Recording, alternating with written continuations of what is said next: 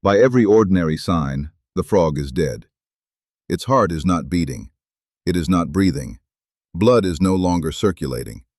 Its muscles do not move, and researchers cannot detect normal brain activity. Ice has formed through much of its body.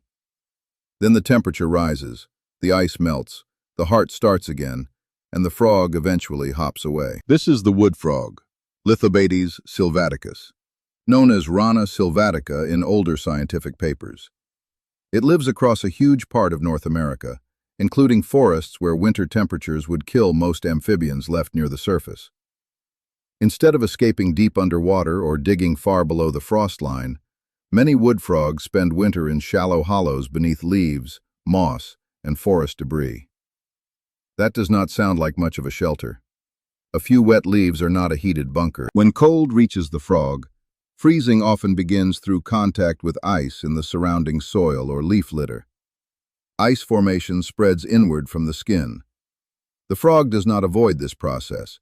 It manages it.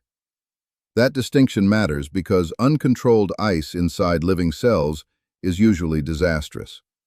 Growing crystals can puncture membranes, crowd delicate structures, and leave cells badly damaged after thawing. A wood frog is not frozen like a chicken breast in a household freezer. Most of the dangerous ice forms outside its cells, in body cavities and spaces between tissues. As extracellular water turns to ice, more liquid water is pulled out of the cells.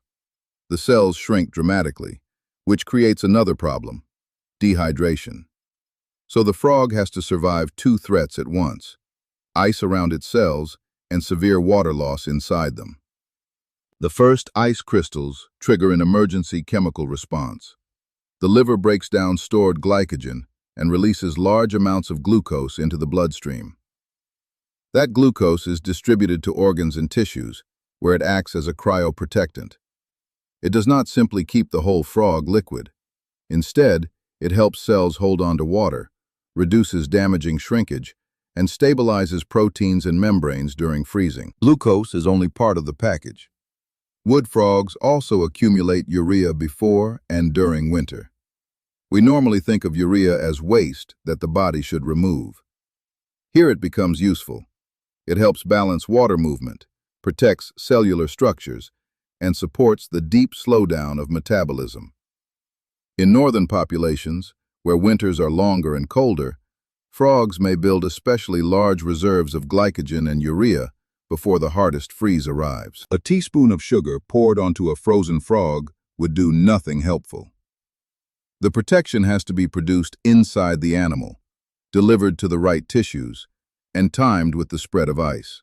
Researchers have found that the metabolic response begins within minutes of ice nucleation. The frog is not calmly planning ahead, of course.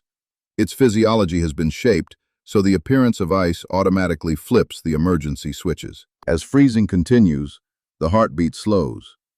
In a classic laboratory study, the heart eventually stopped near the completion of ice formation. Breathing stops too. Circulation ends, which means oxygen is no longer being delivered in the normal way. The brain, kidneys, liver, and muscles must endure a condition similar to severe oxygen deprivation, while also dealing with cold and dehydration. That combination would normally destroy vertebrate tissue. Without oxygen, cells struggle to make ATP, the molecule used to power essential work. Ion pumps weaken. Acids and metabolic byproducts accumulate. Then thawing creates its own danger, because oxygen suddenly returns to tissues and can contribute to oxidative damage. The frog needs defenses for freezing, for the frozen state, and for recovery afterward. 3 different problems. Up to roughly 2/3 of a wood frog's total body water can become ice, mostly outside the cells.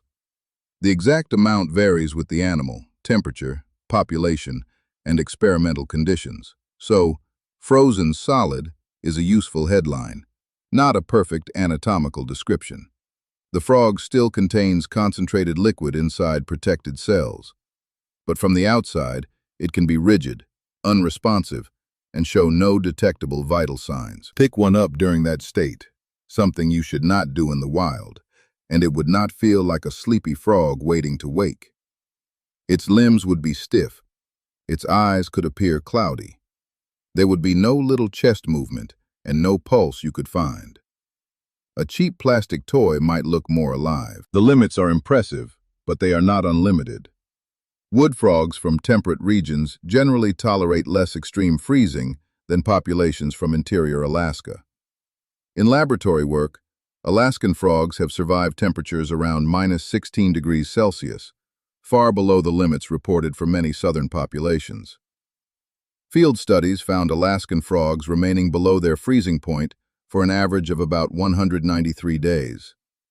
They were insulated by the forest floor and snow, so their actual microclimate was much less extreme than the open air above it. Snow is important here. A thick snow layer can keep leaf litter relatively stable, even when the air becomes brutally cold. In one study near Ottawa, the air reached about -31 degrees Celsius, while the coldest measured leaf litter site stayed near -5. The frog's winter shelter is flimsy to us, but leaves, soil, and snow create a small buffered world only a few centimeters deep. Autumn can be messier than midwinter. Temperatures drop below freezing at night and rise again during the day. A frog may freeze, partly thaw, and freeze again. Researchers studying natural hibernation in Alaska recorded repeated early-season freeze-thaw episodes.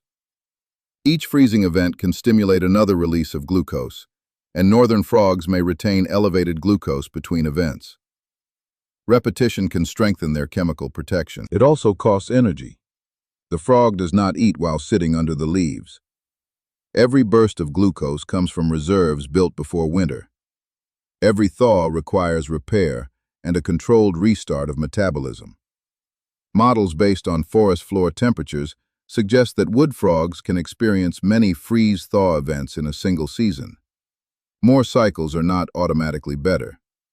Too many could burn through the fuel needed to survive winter and reproduce in spring. That sounds minor, but it matters.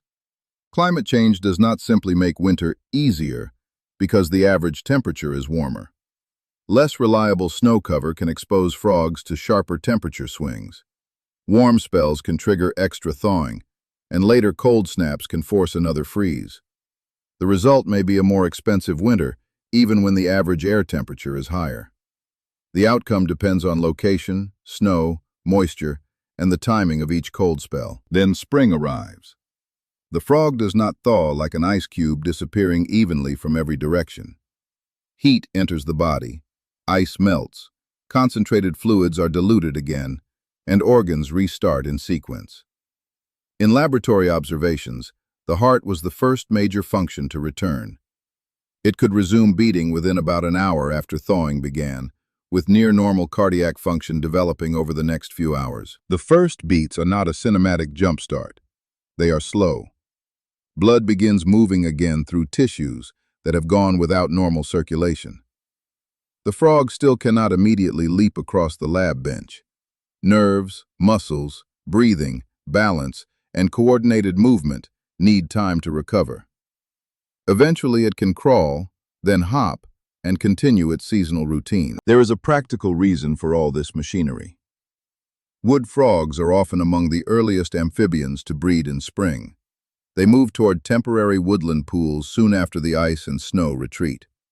These pools may dry later in the year, but early in spring they can provide breeding habitat with fewer fish predators. Surviving close to the surface lets a frog respond quickly when conditions change. It does not have to climb from the bottom of a deep pond or wait for deeply frozen soil to warm. A brown frog the size of your palm can therefore spend winter with most of its water locked into ice. No heartbeat, no breathing, and no normal movement. Then return for a noisy breeding season. Its call is often compared to the quacking of ducks. After months of silence, the forest can fill with that sound. Scientists study wood frogs partly because their survival overlaps with problems in human medicine. Donor organs are difficult to preserve for long periods because cold, lack of oxygen, ice formation, and rewarming all damage tissue.